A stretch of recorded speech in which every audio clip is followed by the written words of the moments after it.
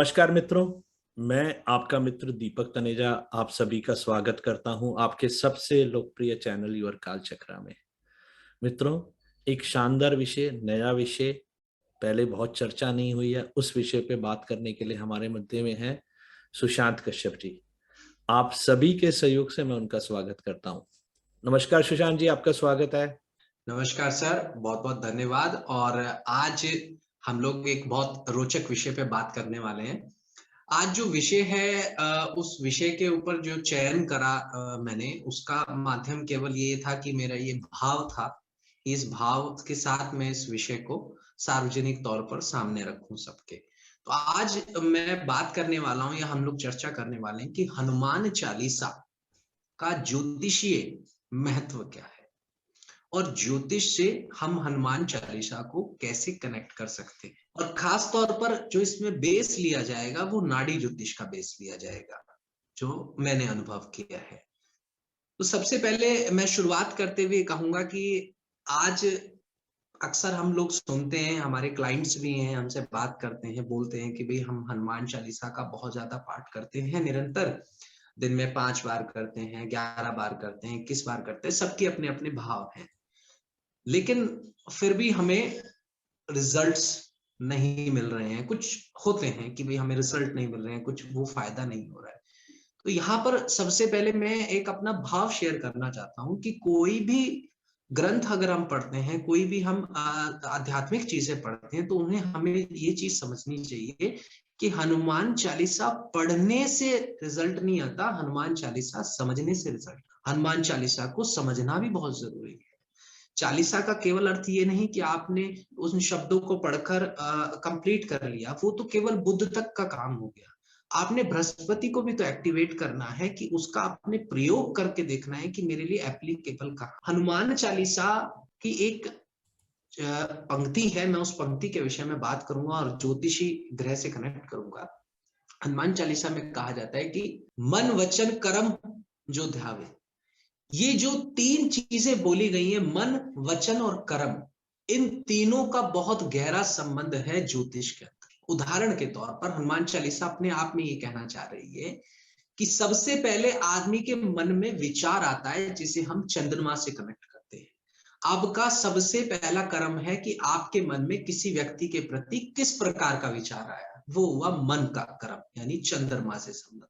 फिर आपने उस विचार को वचन में लाकर अपनी जिह्वा के माध्यम से या अपनी संप्रेषण के माध्यम से, कम्युनिकेशन के माध्यम से वो दूसरे तक डिलीवर किया, जहां आ गया बुद्ध का संबंध, वाणी का कारक, कम्युनिकेशन का कारक और मैसेंजर का कारक, कनेक्ट करने का कारक। अब चंद्रमा आ गए, बुद्ध आ गए, मन वचन कर्म, कर्म शब्द जुड़ते ही शनि का संबंध आ जाता है। अब वो शनि पर बात आ गई कि आपने उसको फिजिकली एक्ट किया, उस काम के लिए आप खड़े हुए, आप चले, वो शनि का कर्म आ गया। तो एक चालीसा के अंदर इतनी गहरी बात 3 ग्रहों के बारे में कहा कि ये 3 ग्रह अगर आपके सधे हुए हैं या इन 3 ग्रहों के ऊपर अगर कमांड है, तो आप हनुमान जी की तरह मन वचन कर्म से इतने मजबूत हो जाएंगे कि इस पे नियंत्रण होने पर आपसे किसी प्रकार की गलती होने के संभावनाएं बहुत कम है, जो कि हनुमान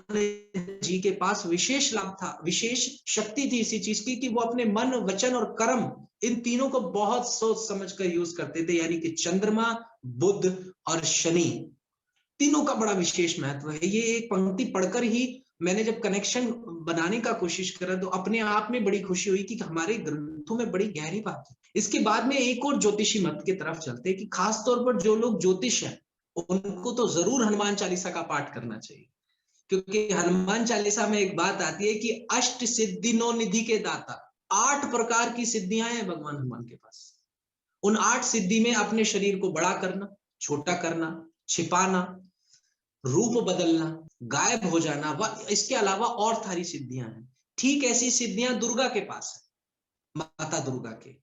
तो ये 8 प्रकार की सिद्धियां हैं। उन्हीं सिद्धियों में से ज्योतिष करना भी एक प्रकार की सिद्धि ही होती है। और अगर आपको इसमें सिद्ध होना है, आपने अपने आप को साधना है, तो हनुमान चालीसा को पढ़ते रहना है और उसको समझते रहना है। खास तौर पर जब ये पंक्ति आए तो उस पंक्ति पे जरूर जोर डालें और उसके अर्थ को समझें कि अष्ट सिद्धि, उस चीज को गुणगान करें कि 8 प्रकार की सिद्धि है आपके पास और 9 नीति, 9 प्रकार के धन कमाने की कला है आपके पास। 9 प्रकार से धन कमाया जा सकता है दुनिया के अंदर। साहूकार का प्रकार है, चिकित्सा का प्रकार है, बहुत सारे प्रकार के 9 प्रकार के धन की बात की गई है चालीसा की। तो यानी कि हमें जो ये जो चालीसा पढ़नी है तो इसके अर्थ को भी समझना है, साथ साथ इसको पढ़ने के साथ साथ समझने का प्रयास करना है। अब उसमें एक बात और बहुत चीज लिखी हुई है कि हमें भक्ति भाव रखना चाहिए। पूरी हनुमान चालीसा का अर्थ ये है कि आपका भक्ति भाव होना चाहिए, मन वचन कर्म से आप बाध्य होने चाहिए, मतलब वहां पे आपका नियंत्रण होना चाहिए चंद्रमा बुध और शनि के ऊपर। इसके बाद में आपको धन भी कमाने के लिए भगवान हनुमान की तरफ से कृपा मिल रही है और सिद्धियां भी मिल रही हैं। तो इन सारी चीजों को आचरण में भी लेकर आए, चालीसा को आचरण में भी लेकर आए कि अपने क्रोध को बल बुद्धि विद्या देऊ मोहे, बल भी दे, बुद्धि भी दे और विद्या भी दे। अगर बल आपके पास है तो भी आपका नुकसान है और बुद्धि आपके पास है तो भी नुकसान है, क्योंकि खाली बुद्धि से काम भी नहीं होता, बल भी जरूरत है। तो बल और बुद्धि दोनों का प्रयोग बहुत जरूरी है। इसलिए बुध और मंगल दोनों का सामंजस्य स्थापित करना बहुत जरूरी है। इसलिए ये जब दोनों ही कुंडली में उच्च के हो जाए तो बहुत समझना चाहिए कि यहाँ पे आपको कैसे प्रयोग करना है, क्योंकि दोनों अपनी असीम शक्तियों में आए होंगे। आपकी ईगो भी बहुत टॉप लेवल पे होगी और आपका एनालिसिस करना भी टॉप लेवल पे होगा। तो यहाँ पर बल और बुद्धि में देखिए मंगल को और बुध को भी यहाँ पर कनेक्ट कर दिया। कितना सुंदर हमारे एक चालीसा के अंदर चीजें लिखी हुई हैं और सबको करुणा भाव से वो आशीर्वाद प्रदान कर रहे हैं चालीसा के अंतर्गत। तो ये चालीसा के कुछ ग्रहों को मैंने करेक्ट करने की कोशिश करी और मैं यही कहूंगा कि आप जब पाठ करें तो पाठ करते समय जो विशेष प्रकार की पंक्तियां हैं उस पर थोड़ा रुकें और रुक कर चाहे उसे 2 बार बोले, विचार करें और अपने अंदर अपने अहम में अपने अपने अपने मस्तिष्क में उसको बिठाएं कि इसका अर्थ क्या है, क्योंकि आपको अपने आप में अंदर से प्रेरित होंगे उस पंक्ति को पढ़ते वक्त। तो ठीक इसी प्रकार से चालीसा का बड़ा गहन महत्व है हमारे ज्योतिष शास्त्र के अंदर और खास तौर पर किसी भी ऐसा शास्त्र जहां पर आपने सामने वाले व्यक्ति का भला करना है या उसको किसी रास्ते पे लेकर आना है। देखिए हनुमान जी से अच्छा बल बुद्धि का प्रयोग करने वाला कोई नहीं था और हनुमान जी के जीवन ने अपने आप 2 ग्रहों के विषय में बड़ी बहुत गहनता से बताया है। सबसे पहला ग्रह है मंगल। वहां ये भी दिखाया गया कि जब मंगल की ऊर्जा इतनी बढ़ने लगी तो हनुमान जी द्वारा कुछ ऋषि मुनियों को अपने बचपने में किसी प्रकार की मतलब किसी तरीके से जाने अनजाने में गलती के माध्यम से उनको परेशान किया गया, जहां ऋषि मुनि भी परेशान हुए, लेकिन उन्होंने एक बात समझ आ गई कि इनका जो बल है इसकी जरूरत होगी आगे। तो उन्होंने एक श्राप न देकर एक बाधित करके उनकी शक्ति को एक जगह बांध दिया कि मंगल ज्यादा बाहर ना निकले, नहीं तो ये गलत भी कर सकता है। तो जब जब समुद्र को पार करना था तब जांगवत और नील द्वारा उनको शक्तियां याद दिलवाई गई, तब मंगल को वापस लेके आया गया और बुद्धि तब तक बुद्ध प्रबल हो गया था। फिर उसके बाद बल बुद्धि का जो परिचय हनुमान जी ने दिया है उससे बड़ा परिचय आज तक अभी तक पूरे ब्रह्मांड के अंदर किसी ने स्थापित नहीं किया है। तो मंगल और बुध को प्रयोग करने का भी तरीका हनुमान जी ने अपने जीवन के अंदर अपने आचरण के अंदर आपको दिखाया और भक्ति भाव में भगवान ने सैटर्न को कितना अच्छे तरीके से डिनोट करते हुए दिखाया है कि देखिए मेरे अंदर वो सेवा भाव है, मैं एक्चुअली वो सैटर्न का रोल निभा सकता हूं जो शनि कहता है। शनि कहता है आप किसी से एक्सपेक्टेशन ना रखें, आप अपने कर्म को करें। ये ना सोचे कि मैंने अगर आज किसी को दान कर रहा हूं तो बदले में मुझे ब्लेसिंग्स मिलेगी ये मिलेगी, नहीं। सैटर्न कहता है आप न्यूट्रल रहें, आप एकदम कर्म प्रधान रहें कि मैंने कर दिया, मेरे हिसाब से ये यहाँ पर ये सही होना चाहिए, किसी को क्षति नहीं पहुंचनी चाहिए। तो भगवान हनुमान ने भी अपने सैटर्न को इसने करा जो सेवा भाव उन्होंने आज तक रखा, इसलिए भक्त शिरोमणि कहा जाता है हनुमान जी को, कि भक्तों में जो शिरोमणि प्राप्त है वो सिर्फ हनुमान जी को प्राप्त है और किसी को नहीं। एक छोटे से प्रसंग के साथ अंत करूंगा अपनी बात को कि जब अंत में सभी को सब कुछ मिलने लगा तो हनुमान जी से भी पूछा गया कि हनुमान जी आप क्या चाहते हैं। राम जी ने पूछा कि आप क्या मांगते हैं, मांगिए क्योंकि आपने मेरी बड़ी सहायता करी है और आपने अपनी बल और बुद्धि और सेवा भाव का इतना बढ़िया परिचय दिया है जो मेरे हृदय को बहुत प्रफुल्लित करता है। तो हनुमान जी ने कहा नहीं, मुझे कुछ नहीं चाहिए। फिर भी माता सीता ने अनुरोध करने पर बहुत ज्यादा उनको बोला कि आप मांगिए। तो हनुमान जी ने कहा कि देख लिए प्रभु, मैं मांग लूंगा लेकिन आप पीछे ना हटिएगा। तो उन्होंने बोला नहीं है हनुमान जी, आप मांगिए।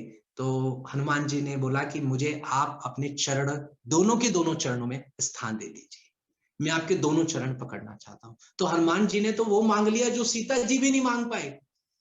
जो अधिकार सीता जी से भी बड़ा उनको मिल गया कि दोनों चरण, मतलब ऐसी जगह हनुमान जी ने अपनी बल और बुद्धि का प्रयोग किया कि अगर किसी व्यक्ति को, अगर आपको अपने घर में बुलाना है, जब तक उसके चरण आपके घर में नहीं आएंगे तब तक आपके घर में उसके एंट्रेंस गिनी ही नहीं जाएगी। तो उन्होंने दोनों चरणों पे अपना आधिपत्य ले लिया कि इन चरणों पे मेरा मेरा आधिपत्य है, मैं इनका सदा दास बन के रहना चाहता हूँ। इसलिए हर मंदिर के अंदर हनुमान जी को चरणों में स्थान दिया गया है और इसीलिए विशेष महत्व है कि चरण का जो स्थान है वो हनुमान जी के पास है।